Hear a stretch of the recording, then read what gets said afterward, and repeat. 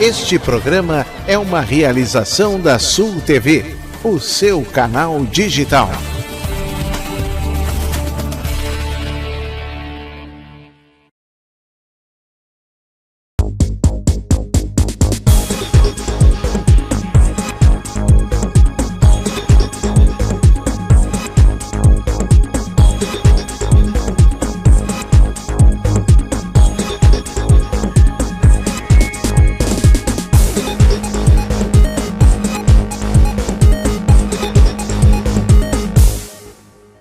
Olá, amiguinhos da TV Litoral Torres, estamos aqui de novo em mais um Espaço para a Cultura, aqui na Galeria de Arte do Espaço Tenkaten, para apresentar mais um personagem interessante aqui dessa região, tão cheia de cultura e arte. Tá?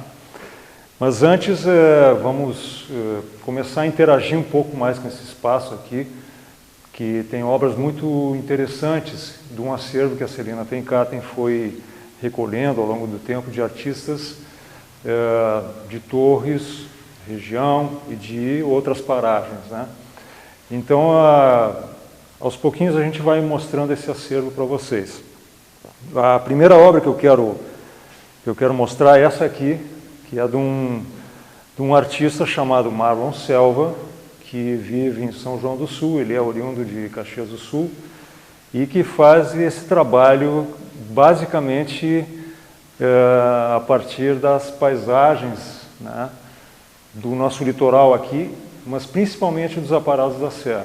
E todo o material que ele utiliza são elementos tirados da floresta, né? Então ele usa as cascas das árvores, o musgo, e é um trabalho, esse é um trabalho pequeno, uma pequena dimensão, assim, mas ele tem obras muito grandes e, enfim, o espaço que ele tem lá é o Bioarte, fica na entradinha de São João do Sul, que é um café, e lá estão as obras dele expostas.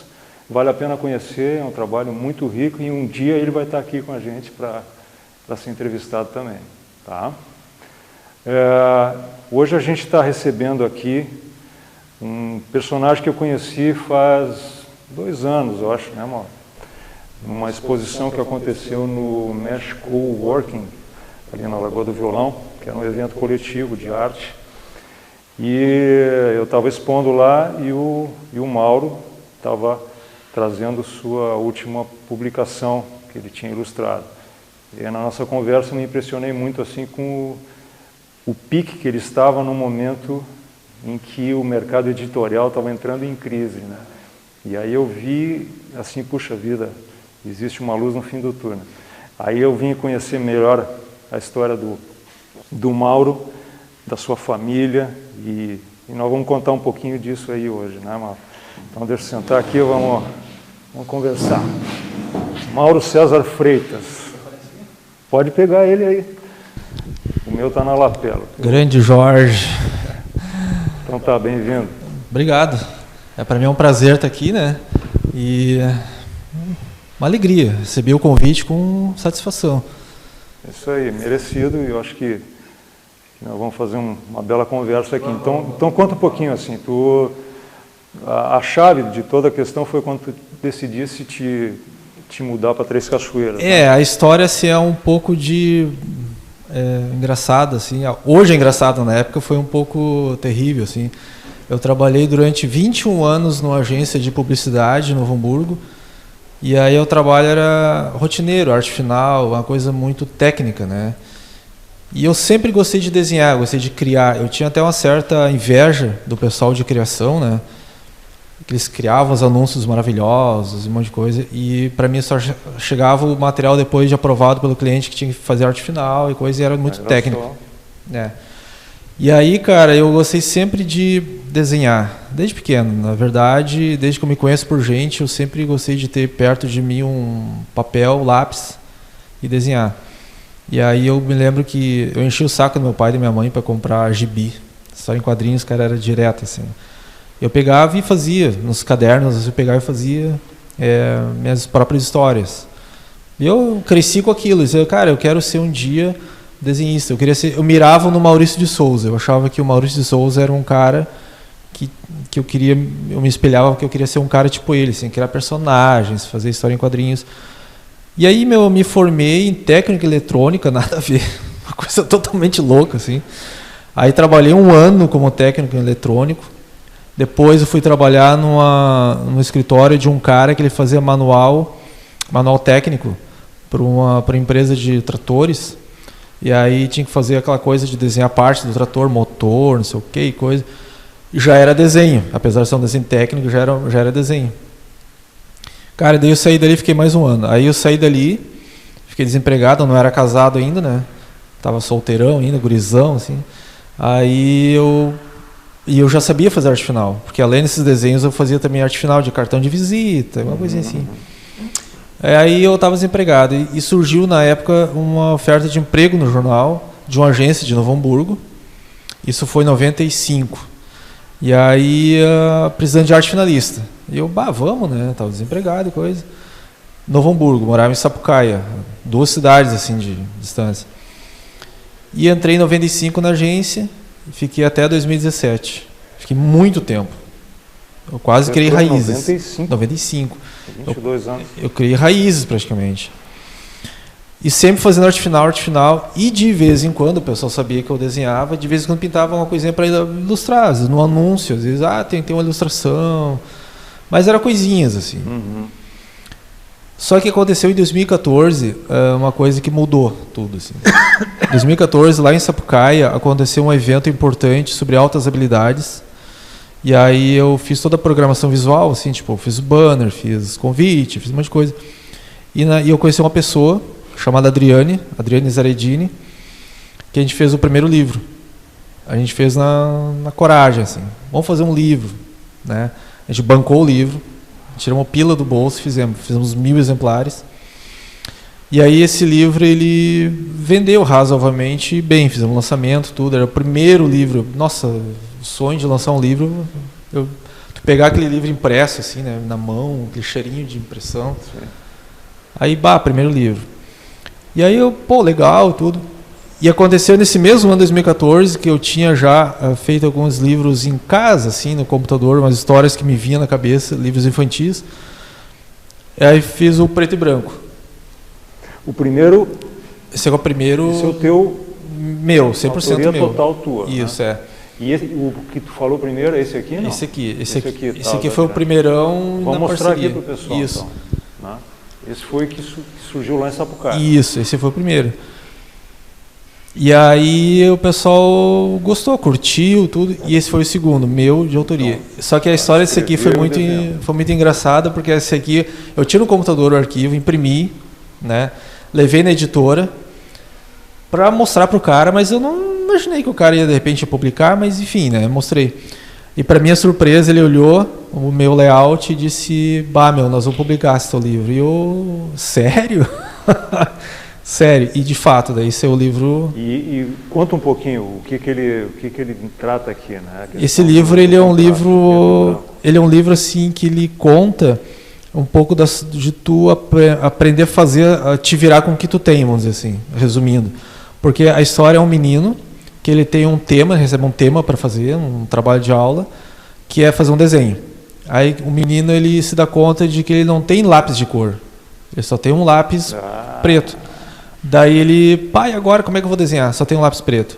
Aí o pai dele, diz para ele assim, não, eu vou te mostrar que no mundo existem coisas que tu pode desenhar só com lápis preto. O pai dele, né? O pai dele. Descortinando o mundo. Descortinando o mundo.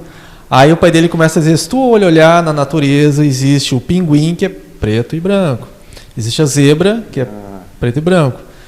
E existe também coisas na vida da gente, assim. Por exemplo, um prato de arroz e feijão, preto e branco.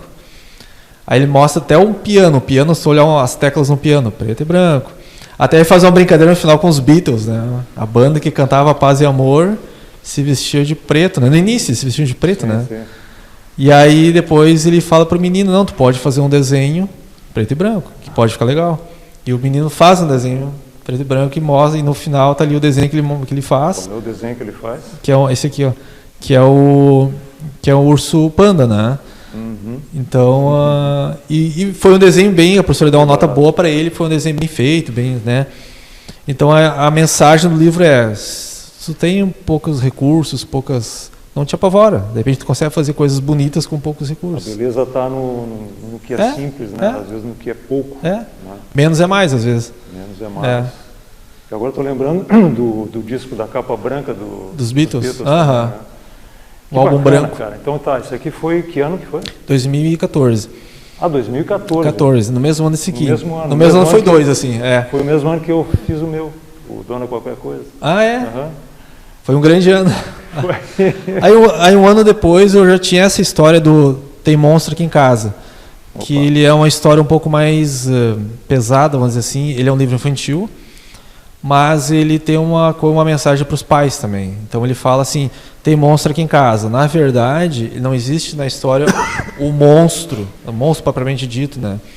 Existe um monstro que está dentro da gente, assim. Então ele mostra uma mensagem mais para os pais, de um menino que ele ouvia de noite barulhos na casa dele, barulhos, batida e coisa, e ele achava que era monstro. Então ele era criança, né? Ele ficava embaixo do cobertor, com medo e tudo. E aí um dia o pai dele ele falou: pai, eu escuto barulho, eu acho que tem monstro aqui em casa. E o pai dele: não, monstro não existe, que não sei o que, tu tem que ser homem, aquela coisa assim. E aí um dia ele tá na cama de noite, ele dormindo, e escuta barulho de novo, e aí ele se levanta, cria coragem, ele pensa: o pai dele falou que meu pai falou que eu sou homem, então vamos lá, né? Vamos ver o que é isso. Tá aqui a cena. E aí ele levanta, cara, e vai pé por pé, assim, e escuta o barulho vindo da cozinha, e coisa, e vai lá ver o que é. E quando ele descobre o barulho, na verdade, o barulho é o pai dele discutindo, brigando com a mãe dele, dando soco na mesa, fazendo barulho. Então, assim, e aí tem uma cena que mostra ele olhando para o pai dele, dizendo assim: pai, o monstro, na verdade, que me assusta é tu. Aí o pai dele desaba, disse: meu Deus, o que eu estou fazendo pro meu filho? Eu estou sendo um monstro pro meu filho, entendeu? E aí depois tem todo, cara, um desfecho que o pai dele procura uma ajuda psicológica no pai, para se acalmar e coisa, né? Por isso que eu digo, ele tem uma mensagem pro pai, né? E aqui tua coautora, tua colega... na verdade a história inicial eu tive, e aí eu convidei a minha amiga Miriam, aquela psicóloga, né? Miriam Rodrigues. Ela é de São Paulo, então eu mandei a história para ela, e ela pegou e deu uma roupagem mais na linguagem psicológica, né? E aí ilustrei o livro, tudo assim, e foi bacana, assim, a gente lançou o livro, tudo. Isso foi em 2015. 2015. E aí...